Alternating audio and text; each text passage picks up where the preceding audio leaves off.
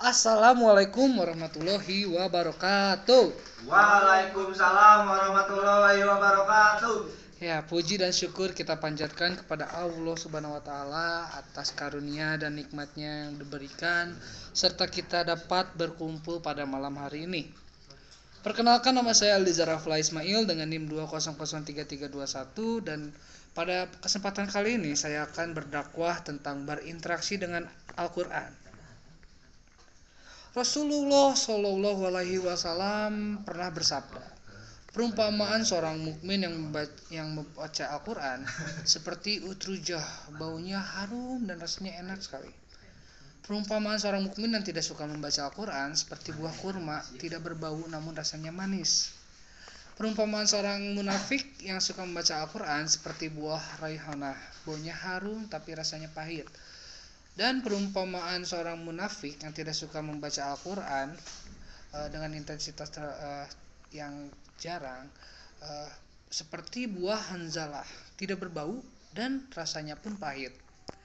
Ilustrasi profetik di atas memberikan pesan kuat bahwa membaca Al-Quran dengan intensitas tertentu dapat mempengaruhi kualitas kepribadian seseorang, sehingga semakin seringnya membaca Al-Quran akan semakin terasa nyata Al-Quran menjadi ruh di dalam kehidupannya.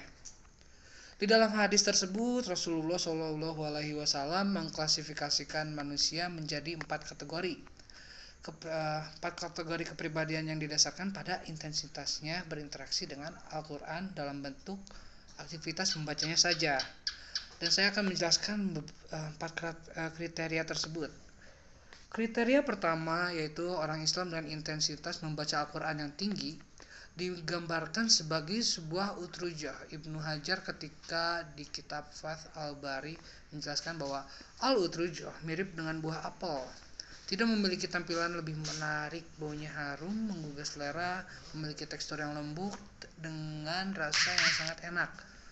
Maka seseorang dengan karakter buah ini adalah pribadi yang menyenangkan, lahir dan juga batin. Tampilan lahirnya sama baiknya dengan kondisi hatinya, bukan hanya soleh secara individu, tetapi soleh secara sosial. Karena kehadirannya banyak memberikan manfaat bagi manusia lainnya.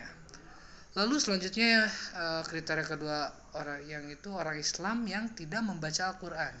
Dalam tanda kutip diumpamakan seperti buah kurma yang rasanya manis tetapi tidak mempunyai bau. Konkretnya umat manusia yang dikategorikan sebagai buah kurma ini adalah orang-orang yang secara individual memiliki kualitas kepribadian baik, tetapi kesolehan individualnya tidak diimbangi dengan kesolehan sosial. Minimnya berinteraksi dengan Al-Quran menjadikan hatinya tumpul, tidak peka, dan kualitas imannya tidak mampu menampilkan rasa empati dan kepedulian sosial.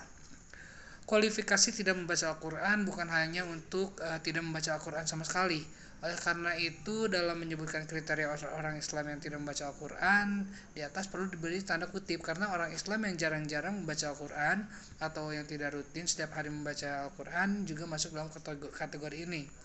Bahkan sebagai ahli tafsir ketika menjelaskan di Quran surat Al-Furqan ayat 25, sesungguhnya kaumku menjadikan Al-Quran itu sesuatu yang tidak diacuhkan. Sebelumnya itu ayat 30. Jadi sesungguhnya kaumku menjadikan Al-Quran itu sesuatu yang tidak diacuhkan. Memberikan pernyataan bahwa orang Islam yang selama 3 hari tidak membaca Al-Quran dikategorikan sebagai orang yang telah meninggalkan Al-Quran. Nah, begitu dakwah dari saya.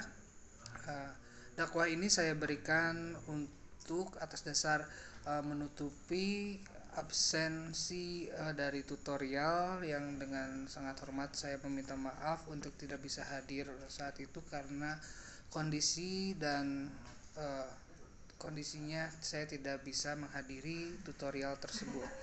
Maka dari itu tugas video dakwah kali ini saya ajukan dengan hal demikian rupa.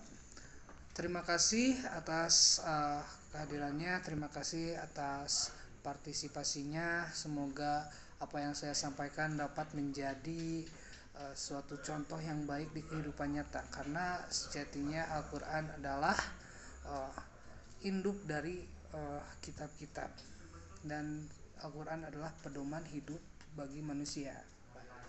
Jadi segitu saja. Wassalamualaikum warahmatullahi wabarakatuh.